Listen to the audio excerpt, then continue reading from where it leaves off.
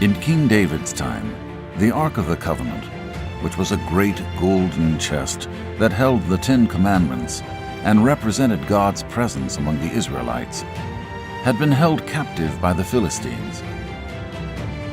King David gathered all his soldiers and all the people of Israel to rescue the Ark of the Covenant from enemy hands.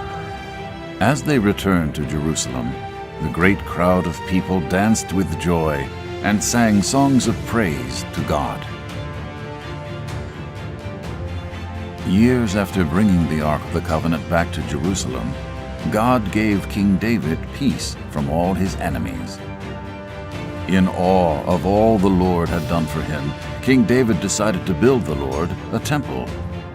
But because King David had been a man of war, God came to the prophet Nathan and told him that King David would not be the one to build this amazing temple.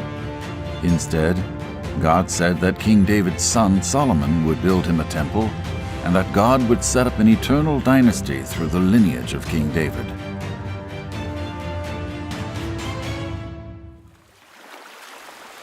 As King David came to the end of his life, he made preparations for Solomon to build the temple. King David had great ships bring logs of cedar wood from foreign lands, and he had tons of stone carved from distant mountains brought to Jerusalem. He ordered iron and more bronze than could be weighed to make nails and other fittings for the great temple. King David gathered the leaders of Israel together and told them to support Solomon so he would be successful in this great task.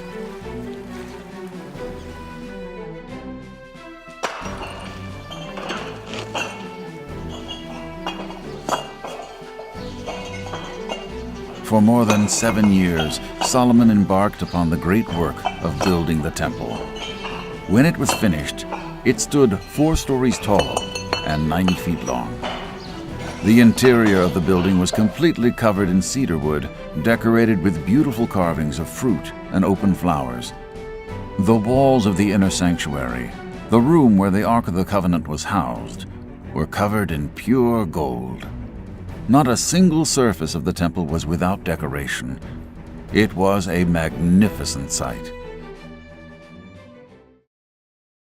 When the temple was finished, Solomon completed his father's vision and had the Ark of the Covenant brought into the temple. As Solomon and the elders of Israel watched, a procession of priests carried the Ark into the temple. Once it had been placed upon the altar in the inner sanctuary, a great cloud appeared as the glory of the Lord filled the temple. The cloud was so thick, the priests could not perform their work. The entire assembly of Israel had gathered for the occasion. After seeing the glory of the Lord fill the temple, Solomon prayed to God, praising his glory and faithfulness. Solomon prayed that God's people would live according to God's word and purposes. Once Solomon had finished praying and blessing all those in attendance, the people celebrated the incredible feat that had been accomplished. The temple had been built, and the glory of the Lord filled the temple. Once the temple construction was completed, the Lord appeared to Solomon. The Lord said, "I have made this temple you built holy by putting my name on it forever."